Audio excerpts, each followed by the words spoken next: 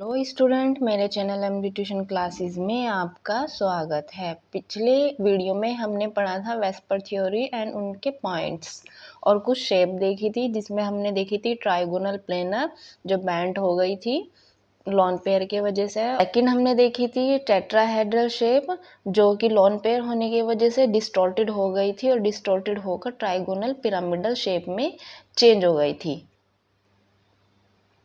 Next हम ये देखेंगे बेंट शेप। बेंट शेप कैसी होती है, देखो यहाँ पे अगर हम इस वाले AB2 टाइप मॉलिक्यूल की बात करते हैं, AB2 टाइप, इसमें लॉन पेयर दो होंगे, ये लॉन पेयर दो हैं और दो ही मॉलिक्यूल हैं, यानी इस पे लॉन पेयर दो हैं और बॉन्ड पेयर भी दो हैं।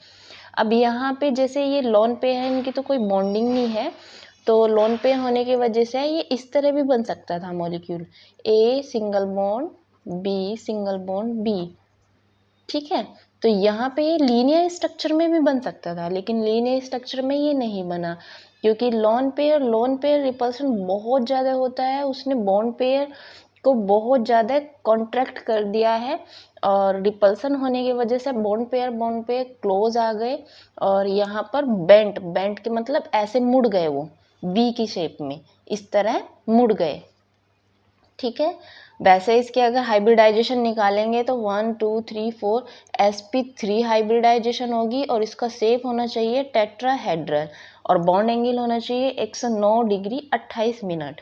तो यहाँ पे ये टेट्राहेड्रल शेप है, मैंने रफली थोड़ा स्ट्रक्चर बनाया है, इतना अच्छा नहीं बना लेकिन फिर भी समझाने के पर्पज से मैंने बनाया है ये, ठीक है। यहाँ पे टेट्राहेड्रल शेप में इस तरह मॉलिक्यूल, ये यहाँ पर आगे जो ये छोटे छोटे हैं ये हमने मॉलिक्यूल मान लिए, यहाँ पर इनके जो बीच का बॉन्ड एंगल होगा यहाँ से यहाँ तक का, यहाँ से इस वाले बॉन्ड से और यहाँ तक का जो एंगल होगा 109 डिग्री 28 मिनट होगा, ठीक है। लेकिन अब यहाँ पर ये वाला अगर हम हटा देते हैं, ये यहाँ पर ये देखिए इसमें दो लोन पेयर है, हमने दो लोन पेयर हटा दिए यहाँ से।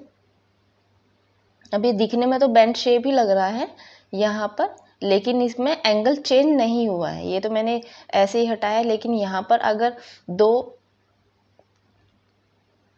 ये देखिए यहाँ पर एक लोन पेयर ये रहा, एक लोन पेयर ये रहा, इन दोनों में रिपल्शन हुआ, बहुत ज़्यादा रिपल्शन हुआ और ये जो बॉन्ड एंगल है ये यहाँ पर डिक्रीज हो गया और वो बॉन्ड एंगल डिक्रीज होने की वजह से 109 डिग्री 28 मिनट से घटकर 104.5 डिग्री तक पहुँच गया। इतना चेंज आता है, इसलिए इसको हम बेंट शेप बोलते हैं। ये मुड़ गया, टेट्राहेड्रल शेप ना होकर वो टेट्राहेड्रल शेप रही ही नहीं, उसका बॉन्ड एंगल ही चेंज हो गया है। तो यहाँ पर इसका जो बेंट हुआ है 104.5 डिग्री इसका बॉन्ड एंगल हुआ। यहाँ पे वाटर मॉलिक्यूल में कुछ इसी तरीके से बॉन्ड एंगल मिलता है और इस तरह ये लोन पेयर रिपल्शन बहुत ज़्यादा होता है, सबसे ज़्यादा लोन पेयर रिपल्शन होता है, फिर लोन पेयर बॉन्ड पेयर होता है उससे कम, और उससे कम सबसे कम होता है बॉन्ड पेयर, ठीक है। तो ये हमारा बेंट शेप हो गया, बेंट शेप मैंने दिखाया इस तरह होता है। अब हम पढ़ेंगे सीसा स्ट्रक्चर। सबसे पहले हम इसमें हाइब्रिडाइजेशन देखेंगे, 1 2 3 4 5 sp3d, ठीक है, 5 ऑर्बिटल्स हो गए यानी sp3d। sp3d में ट्राइगोनल बाई पिरामिडल होती है शेप, ठीक है, और बॉन्ड एंगल होता है 90 और 120 डिग्री।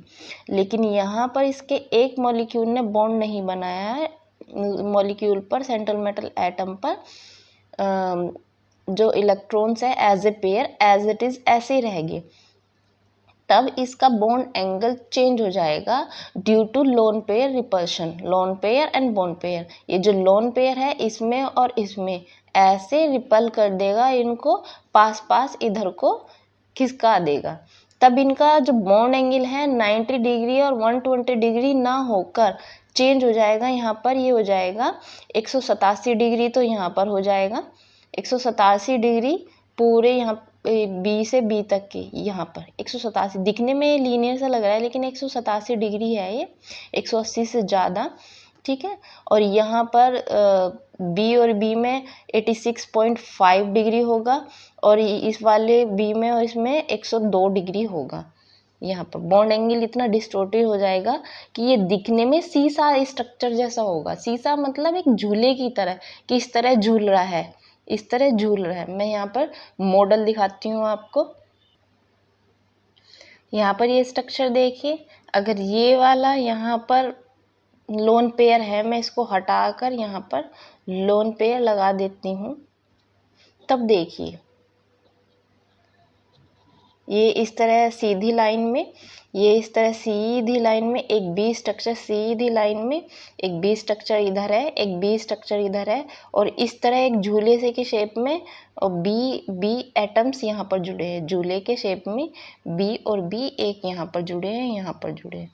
और ये देखो इस तरह एक झूले की तरह बन गया है, यानी सी सा स्ट्रक्चर। और यहाँ पर लोन पेयर है। यहाँ पर देखिए ये लोन पेयर है। इन लोन पेयर के वजह से रिपल्शन होने की वजह से ये बॉन्ड पेयर थोड़ा सा इधर को बेंट हो गए हैं और एक सी साइज स्ट्रक्चर बना लिए हैं बहुत अच्छे से। इनमें यहाँ पर ये जो ये वाला जो एंगल है ये 102 डिग्री होगा और यहाँ पर ये पूरा जो एंगल है यहाँ से यहाँ तक का 187 डिग्री होगा, ठीक है। और यहाँ पर ये और ये वाला जो एंगल होगा 86.5 डिग्री होगा। तो ये सी साइज स्ट्रक्चर हुआ मॉलिक्यूल का। इस तरह का जो शेप होती है वो SF4 में पाई जाती है और इस तरह के मॉलिक्यूल में सभी में सी साइज स्ट्रक्चर मिलेगा। हाइब्रिडाइजेशन इसमें sp3d होगी लेकिन शेप इसकी सीसा होगी और बॉन्ड एंगल भी इसका चेंज होगा due to have one lone pair, एक लोन पेयर है। नेक्स्ट स्ट्रक्चर देखते हैं हम। यहाँ पर भी दो हाइब्रिडाइजेशन तो sp3d ही होगी, sp3d, क्योंकि इसकी शेप ट्राइगोनल बाइपिरामिडल होनी चाहिए और बॉन्ड एंगल होना चाहिए इसका 90 डिग्री और 120 डिग्री। लेकिन यहाँ पर एक लोन पेयर ना हो कि दो लोन पेयर है। अब देखो एक लोन पेयर का ही इतना ज़्यादा रिपल्शन था, इतना बॉन्ड बन गया, तो दो बॉन्ड पेयर का कितना रिपल्शन होगा। लोन पेयर में तो बहुत ज़्यादा रिपल्शन होता है। तो यहाँ पे क्या होगा, कंप्लीटली ये टी शेप में बन जाएगा, इस तरह ये टी शेप में बन जाएगा और लोन पेयर के बीच में भी रिपल्शन होगा और 90 और 120 डिग्री बॉन्ड एंगल जो होगा चेंज होकर इसके और इसके बीच में यहाँ पर 87.5 डिग्री होगा और यहाँ पे 87.5 डिग्री। तो ये टी शेप में होगा। इसमें 185 बी और बी मॉलिक्यूल जो होंगे एक दूसरे से 185 डिग्री यानी 185 डिग्री का एंगल बनाएगा। यहाँ पर 120 ना बना के 185 का टी शेप में होगा। थोड़ा सा मॉडल के थ्रू हम समझते हैं। ये इसकी टी शेप होगी, यहाँ पर टी की तरह दिख रहा है इसलिए इसने हमने टी शेप बोला। ये दो लोन पेयर हैं। लोन पेयर इस तरह रिपल्शन के वजह से एज इट इज थोड़ा दूर दूर रहेंगे, यहाँ पर थोड़ा क्लोज दिख रहे हैं लेकिन ये भी लोन पेयर में भी रिपल्शन होता है, थोड़ा दूर दूर रहेंगे, ठीक है। यहाँ पर वी शेप की तरह दूर दूर एग्जिस्ट रहेंगे जैसे यहाँ पर दिख रहे हैं, ठीक है। लेकिन यहाँ पे जो बी मॉलिक्यूल है एक इधर जुड़ेगा, एक इधर जुड़ेगा और एक इधर जुड़ेगा टी शेप के आकार में। तो इसलिए इसका जो डिस्टोर्टेड शेप होगी वो टी शेप होगी। ट्राइगोनल बाइपिरामिडल ना होकर इसकी शेप टी शेप होगी।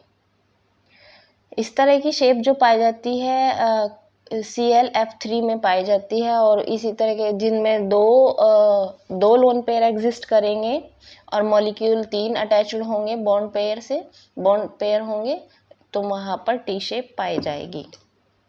अब यहाँ पर हम देखेंगे ऑक्टाहेड्रल शेप। यहाँ पर हाइब्रिडाइजेशन देखेंगे 1 2 3 4 5 6 sp3d2 ठीक है। sp3d2 हाइब्रिडाइजेशन होगी तो इसकी शेप होगी ऑक्टाहेड्रल। आइए ऑक्टाहेड्रल देखते हैं। ऑक्टाहेड्रल कुछ इस तरह की शेप होगी, 4 इस तरह प्लेन में जुड़े होंगे, ठीक है, और एक ऊपर की साइड मॉलिक्यूल और एक बैक की साइड मॉलिक्यूल, तो ये शेप है ऑक्टाहेड्रल, ठीक है। इनके बीच कोई रिपल्शन नहीं है, सारे बॉन्ड पेयर है, और इनके बीच का जो एंगल होगा 90 डिग्री होगा। यहाँ पर देखो ये 90 डिग्री होगा, यहाँ पे इस जगह ये 90 डिग्री होगा, इधर भी देखो 90 डिग्री होगा, ये यहाँ से यहाँ तक, ठीक है। सारे ही एंगल में अगर हम देखेंगे तो 90 डिग्री का एंगल बना होगा। 90 डिग्री का एंगल हम इस तरह देखेंगे, 90 डिग्री बीच में जो एंगल बना होगा, यहाँ पर लिख के मैं बताती हूँ, ये 90 डिग्री का एंगल बना होगा। यानी अगर हम देखेंगे यहाँ पर, तो अगर हम इसको सीधा खड़ा करेंगे तो ये 90 डिग्री का बना हुआ है एंगल, तो ऑक्टाहेड्रल शेप हुई है। अगर इसमें कोई एक ऑक्टाहेड्रल शेप में कोई एक बॉन्ड पेयर ना हो के लोन पेयर हो जाए, तब इसकी शेप कैसी होगी, चलिए देखते हैं। यहाँ पर देखिए इसकी शेप कुछ इस तरह होगी, स्क्वायर पिरामिडल। यहाँ पर स्क्वायर पिरामिडल, ये लोन पेयर हो गया इसका, यहाँ पे एक बॉन्ड पेयर हट गया और ये स्क्वायर पिरामिडल हो जाएगी इसकी शेप। स्क्वायर पिरामिडल कुछ इस तरह होगी, 4 जो मॉलिक्यूल होंगे प्लेन में होंगे स्क्वायर शेप में, ये इस तरह यहाँ पर, ठीक है। यहाँ पर ये 4 मॉलिक्यूल हो गए, जिसमें 4 मॉलिक्यूल इसके सराउंडिंग होंगे इस तरह जो बॉन्ड पेयर बना रखे हैं, और एक होगा बिल्कुल जस्ट ऊपर की तरफ, एक यहाँ पे। अगर हम लाइनों को जोड़े मॉलिक्यूल एटम से एटम को, तो पिरामिड की शेप बनाएंगे इस तरह। तो यहाँ पे एक पिरामिड शेप हो गया, और ये एक ही प्लेन में हो गए, तो ये स्क्वायर पिरामिड। यहाँ पर बॉन्ड एंगल 90 डिग्री ही रह गया, ऑक्टाहेड्रल में भी बॉन्ड एंगल 90 डिग्री था और इसमें भी बॉन्ड एंगल 90 डिग्री रहेगा, क्योंकि जो इसका लोन पेयर है वो सबसे काफ़ी दूर है, तो इतना रिपल्शन नहीं होगा इसमें, लोन पेयर बॉन्ड पेयर में इसको अच्छे से स्टेबिलिटी मिल रही है, पास नहीं है कि किसी को दूर भगाएगा और झगड़ा करेगा, तो अच्छी कंडीशन में बैठा है, तो इतना ज़्यादा बॉन्ड डिस्टोर्शन नहीं हुआ, लेकिन इसकी शेप थोड़ी डिस्टोर्टेड हो गई, ऑक्टाहेड्रल से स्क्वायर पिरामिडल में चेंज हो गई। तो यहाँ पे ऑक्टाहेड्रल पिरामिडल शेप में हो गए। इस तरह के जो एग्जाम्पल मिलते हैं वो BrF5 के मिलेंगे, और भी इसी तरीके के, जिसमें 5 एटम्स होंगे और एक सेंट्रल मेटल एटम होगा, जिसमें एक लोन पेयर होगा और बाकी के बॉन्ड पेयर होंगे। लोन पेयर एक होगा, अगर एक लोन पेयर की जगह 2 बॉन्ड पेयर आ जाते हैं तब इसकी शेप स्क्वायर पिरामिड भी नहीं होती, चेंज हो जाती है इसकी शेप। चलिए देखते हैं, यहाँ पर अगर हम इसको हटा देंगे और यहाँ पर 2 लोन पेयर हो जाएं, यानी एक लोन पेयर ये हो गया और एक लोन पेयर जस्ट ऊपर की तरफ यहाँ पर आ जाए, तो तब इसकी शेप होगी, देखो सिर्फ यहाँ पर इसकी शेप में सिर्फ 4 एटम बचे हुए हैं और वो भी एक ही प्लेन में है, तो इसकी जो शेप होगी स्क्वायर प्लेनर का मतलब एक ही प्लेन में, तो यहाँ पर इसकी ऑक्टाहेड्रल ना होकर इसकी शेप होगी स्क्वायर प्लेनर। इसमें बॉन्ड एंगल डिस्टोर्टेड इसलिए नहीं होगा क्योंकि एक लोन पेयर जस्ट ऊपर की हो रहा है, एक लोन पेयर जस्ट नीचे की हो रहा है, इनमें रिपल्शन बहुत कम है और स्टेबल कंडीशन में ये लगे हुए हैं। और जो प्लेन में जो 4 एटम्स हैं उनमें भी कोई रिपल्शन नहीं है, ना ये ऊपर वाले लोन पेयर से रिपल हो रहे हैं, ना नीचे वाले रिपल हो रहे हैं, बिल्कुल स्टेबल कंडीशन में है। और केमिस्ट्री का क्या फंडा है कि चाहे एक्सेप्शन हो जाए लेकिन स्टेबिलिटी हमें फाइंड करनी ही करनी है। स्टेबिलिटी का सबसे बड़ा रूल है केमिस्ट्री में, कोई भी मैकेनिज्म हो, कोई भी रूल हो, स्टेबिलिटी होना बहुत ज़रूरी है, चाहे रूल के अकॉर्डिंग हो या फिर रूल के अगेंस्ट हो, लेकिन स्टेबल हो कंपाउंड या जो भी कुछ है। तो यहाँ पर ये स्टेबल कंडीशन में है और इनके बीच का जो एंगल है 90 डिग्री का होगा। ये देखो बिल्कुल 90 डिग्री पे बन रहा है, किसी भी एंगल को ले लो हम, ये 90 डिग्री पर ही है, ठीक है। और ये इसका जो स्ट्रक्चर है स्क्वायर प्लेनर है। और इस तरह का जो मॉलिक्यूल मिलेंगे XeF4, इसमें 2 लोन पेयर हैं, 2 लोन पेयर पाए जाएंगे, लेकिन हाइब्रिडाइजेशन इसमें भी sp3 D2 होगी। अब हाइब्रिडाइजेशन तो यही क्लियर करता है कि इसमें ऑक्टाहेड्रल शेप है, इसमें ऑक्टाहेड्रल शेप है, लेकिन वेस्पर थ्योरी बताती है लोन पेयर रिपल्शन होने की वजह से इनकी शेप डिस्टॉर्टेड हो जाती है।